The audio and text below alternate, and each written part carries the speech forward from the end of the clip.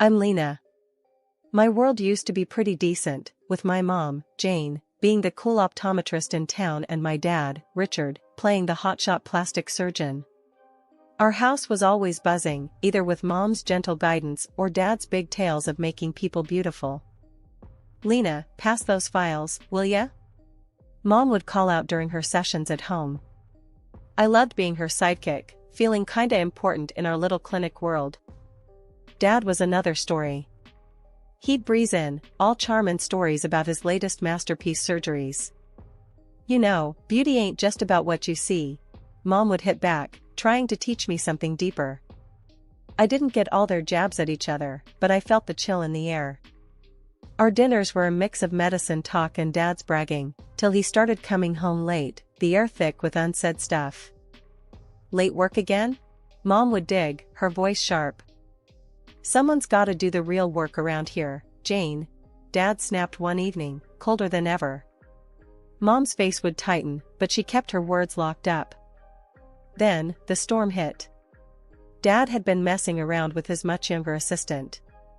The day he decided to bail, he packed up like he was just heading off to another conference, not leaving his whole life behind. Richard, how can you just walk out on us? Mom tried to fight, her voice all shaky. It's not you, it's me. Look after your mom, Lena, he said, barely glancing my way. His advice felt like a slap. Wasn't he supposed to be the one looking after us? What followed was a nightmare. Mom dove headfirst into a depression so bad, it felt like she'd vanished. We had to ditch our home for a cramped apartment, all cause Dad decided he wanted the house for himself and his new chick. Why's he doing this, Mom? I couldn't wrap my head around the mess. People change, Lena. Or maybe they just show their true colors. We'll get through, she whispered, but it was like talking to a ghost. She was out of it, barely holding on. We were sinking fast, and then came my grandparents, throwing us a lifeline with all the love and backup we needed. Your mom's stronger than she knows, Lena. We'll help her back on her feet, Grandpa would say, him and Grandma standing like two pillars by our side. They never trash-talked Dad, but the lesson was clear, family's what you have when the world turns its back. Then came the final blow. Dad wanted the house, all for himself and his new family. Mom was too beaten down to fight, nearly letting him have it all. But then, my grandparents stepped in, guns blazing. They hired a lawyer who fought tooth and nail, managing to claw back half the house's value. That house got sold, and with that money, Mom could afford a small apartment for us. Life took a nosedive after Dad bolted. Mom, once vibrant and full of life, became a shell of herself. Our new digs? A cramped apartment that felt more like a box than a home. The shift from our comfortable life to this was like night to day, and not in a good way. Mom's clinic work dried up. She'd stare at the phone as if willing it to ring, but it sat silent, a mocking reminder of how far we'd fallen. The days she managed to drag herself to the clinic were victories, but they were few and far between. Lena, breakfast. She'd call out on her good days, her voice lacking its usual warmth. I knew those days. It meant she was trying, for me. I'd shuffle into the kitchen, finding her staring out the window, coffee untouched. You okay, Mom? I'd ask, even though I knew the answer. I'm fine, honey. Just tired. She'd lie, plastering on a weak smile that didn't reach her eyes. School became my escape. It was there I could pretend everything was normal, that my family wasn't crumbling. But kids talk, and it wasn't long before whispers of my dad's affair and our fall from grace reached my ears. Hey, Lena, heard your dad left 'cause he got tired of your mom. That true? Jack, a kid with too much mouth and too little sense, sneered one day. Shut it, Jack. You don't know anything. I'd snap back, fists clenched. I learned to fight with words, my tongue as sharp as any knife.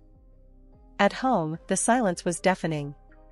Mom and I, we were like two ghosts, passing each other in a fog of sadness. But then, Grandma and Grandpa stepped in. They were our rock, refusing to let us sink further. Jane, you can't let this beat you. You're stronger than this, Grandpa would say, his voice firm yet filled with concern. I know, Dad. It's just hard, Mom would respond, her voice a whisper, her spirit broken. Hard? Life's always hard. It's about getting up, dusting yourself off, and going again. Lena needs you. Grandma would chime in, no nonsense as ever. Their visits brought light into our dim world. They helped with bills, groceries, and most of all, they brought hope. Hope that things could get better, that we weren't alone. Lena, why don't you help me with this? Grandma would say, handing me a recipe. Cooking became our therapy, a way to bridge the gap the silence had created. I watched Mom slowly, ever so slowly, start to come back to life. She began seeing patients again, her clinic's phone starting to ring with life. It was a slow climb, but we were making it, step by step. You think you can handle school and helping me at the clinic? Mom asked one day, her eyes holding a spark I hadn't seen in ages. Yeah, Mom, I can. Let's do this, I said, my voice more confident than I felt. But I was ready to fight, ready to help us move forward. The struggles were real, but they made us stronger. The betrayal, the hurt, it was all part of our story, but it wasn't the end. It was just a chapter, one that taught us about resilience, about fighting back when life knocks you down. Then my grandparents died quietly one after the other. They left us a legacy, a bittersweet gift that propelled us into a new chapter. With it, Mom found the strength to open her own ophthalmology clinic. It was a fresh start, a chance to rebuild from the ashes of our past. I'm thinking of naming it Visionary Futures, Mom announced one evening, her eyes shining with a mix of excitement and nervousness. Sounds like a superhero base, not an eye clinic, I joked, trying to lighten the mood. Mom chuckled, shaking her head. Maybe so, but it's about looking ahead, Lena. We're moving forward, not looking back. I helped set up the clinic, painting walls, assembling furniture, and sorting through endless boxes of medical supplies. It was hard work, but there was a sense of hope and purpose in the air that had been missing for too long. Lena, can you help me with this? Mom called out from the reception area. I walked over to find her struggling with the computer system we'd installed. Let me try, I said, taking over the keyboard. You know, for a tech-savvy generation, I'm pretty useless at this stuff. You're doing better than me. I still miss paper records, Mom replied with a sigh. The clinic slowly started to take shape, becoming more than just a building. It became a symbol of our resilience. We were both learning and growing, finding our footing in this new reality. Opening day arrived faster than we anticipated. Mom was a bundle of nerves, double-checking everything and pacing the floor of the clinic. What if no one shows up? What if we fail? She whispered to me, her usual confidence wavering. We won't, I said firmly, more to reassure myself than her. You're the best eye doc in town. People will come. And come they did. The clinic was busier than we ever imagined, with patients praising Mom's expertise and the warm, welcoming environment we'd created. It felt like we were finally turning a page, leaving the shadow of Dad's betrayal behind us. In the midst of all this, I started to find my own place in the clinic. I wasn't just the daughter of the owner, I was a part of the team, helping patients and learning more about ophthalmology than I ever thought possible. Lena, you have a real knack for this, Mom said one day, watching me interact with a particularly difficult patient. Have you ever thought about going into medicine yourself? I shrugged, unsure. The thought had crossed my mind, but it felt like a huge step. Maybe. I like helping people, and working here has been eye-opening, no pun intended. Mom laughed, pulling me into a hug. Whatever you decide, I'm proud of you. We've come a long way, haven't we? Yeah, we have, I agreed, looking around the busy clinic. We really have. As days turned into weeks, and weeks into months, the clinic thrived. We were no longer just surviving, we were living. It wasn't always easy, and the shadow of the past sometimes loomed over us, but we faced each challenge together, stronger and more united than ever. After high school, I had this crossroads moment, you know? Mom sat me down one evening, her clinic files spread out like a sea around us. Lena, she started, that serious tone in her voice that always made me listen up. Have you given any thought to becoming an optometrist? You've got the brains and the heart for it. Honestly, I had tossed the idea around in my mind, playing with it like a puzzle piece, trying to find where it fit in my future. Yeah, I've thought about it, Mom. It's just big, you know? Following in your footsteps. She smiled, that warm, reassuring smile that could light up our cramped living room. Big, yes, but not impossible. You've been my right hand here since you could barely reach the counter. You've got this, Lena. So, I took the leap. I enrolled in medical college, diving headfirst into the world of medicine. Those years were a blur of textbooks, late-night study sessions, and more coffee than I care to admit. But I made it through, graduating with a sense of accomplishment that was both mine and a tribute to the path Mom had paved for me. I interned at her clinic, getting hands-on with everything from patient consultations to managing the inventory of lenses and frames. It was during this time I continued my medical education, never letting the dream of expanding our clinic fade into the background. Then came the International Ophthalmology Exhibition in our city. It was a big deal, and Mom had been buzzing about it for weeks. Lena, this could be a game changer for us, she'd said, her eyes sparkling with that familiar mix of excitement and determination. And she was right, but not just about the clinic. At the exhibition, I met Alex. He was there representing a major pharmaceutical company, and from the moment I saw him, it felt like someone had punched the air out of me. He had this easy charm, a smile that felt like it was just for me, and eyes that listened. We got to talking, first about the boring stuff, supply contracts, new drugs on the market, the usual. But then, the conversation drifted. He asked about my work at the clinic, about what it was like growing up in a family so dedicated to healthcare. You really love it, huh? The clinic, I mean, he said, leaning in, genuinely interested. Yeah, I do. It's more than just a job, you know? It's part of who I am, I replied, surprised at how easy it was to open up to him. He nodded, that smile never leaving his face. I get that. It's the same for me. Passion drives us. Things moved fast after that.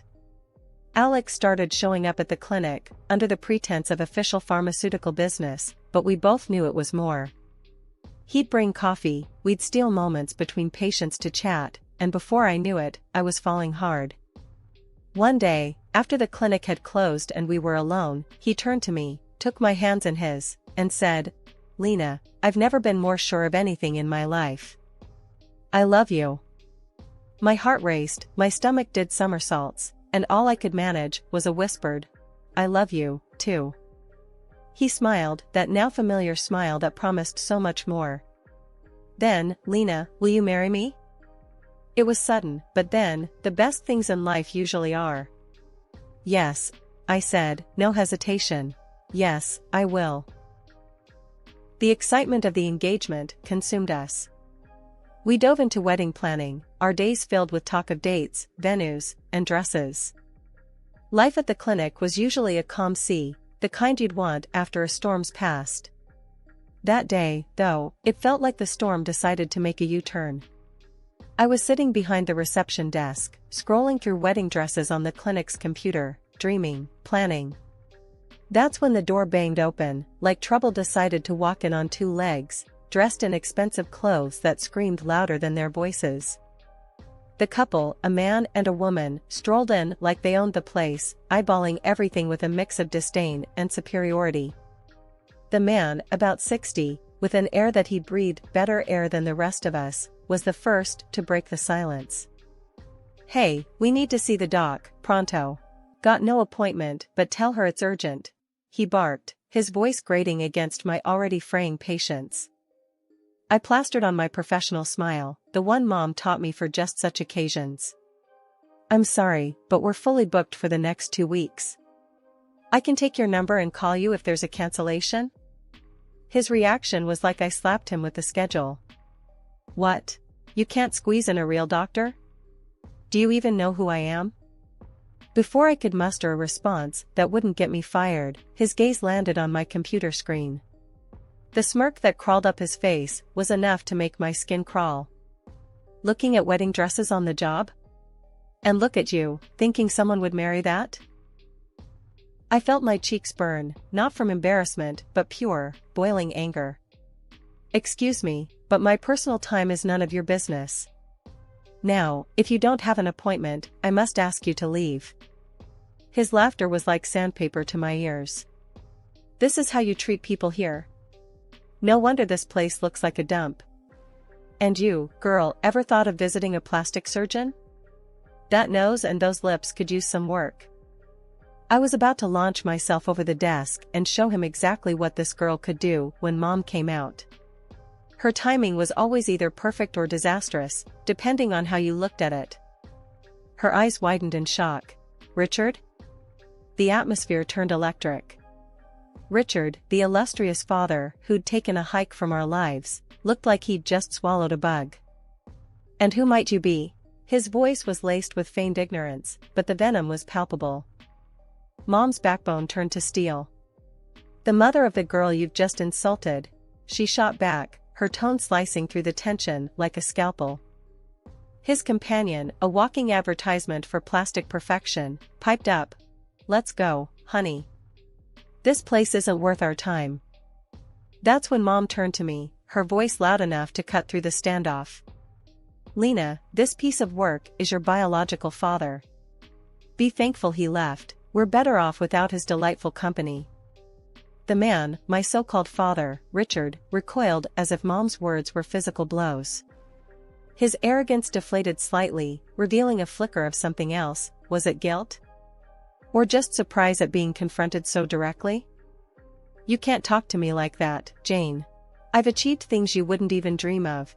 He shot back, trying to recover his earlier bravado. Mom snorted. Achieved? Destroying families? Abandoning your daughter? If those are achievements, then yes, you're quite successful. The room felt too small for the growing tension. I stood there, rooted to the spot, watching this surreal exchange between my parents. It was like watching a car crash in slow motion. You want to look away, but you just can't. Just when I thought the drama couldn't crank up any higher, Dad brushed off Mom's words like they were just pesky flies and doubled down. Look, just get the owner. My time's precious, and I'm not about to let your little clinic's reputation tank because you can't recognize importance when it's staring you in the face. Mom stood her ground, her voice calm but laced with steel. The owner? You're looking at her. And Lena here, she's not just my daughter. She's the co-owner and the future of this clinic. The look on Dad's and his new wife's faces? Priceless. Like someone had slapped them with a reality stick. Then Alex, my fiancé, sauntered in, quiet as a cat but with a presence that filled the room. Mom wasn't done, though. She launched into Dad like a missile. You left us for your assistant, stole our money, and made life a misery. But look at us now. We're standing strong, and frankly, I thank God we're rid of a nobody like you. Dad tried to puff himself up, all indignant like. Changed my mind about this place. Got my own clinic with top-notch specialists. Just needed a quick consult while on the road, that's all. That's when Alex, bless him, chimed in. Your clinic? Aren't you the same guy who botched that surgery on the Hollywood star? Got your license yanked and left drowning in lawsuits? You could practically see the steam coming off Dad. His face went from red to ghost white. That's all lies. I'm well respected in my field. Alex didn't skip a beat. Respected? The only thing you're leading in is the race to the bottom. Bankrupt, tangled in legal troubles, and now this pathetic show? Not much of a legacy. Dad just soaked it all in, face getting redder with every word, until he couldn't take it anymore. That's a load of bull.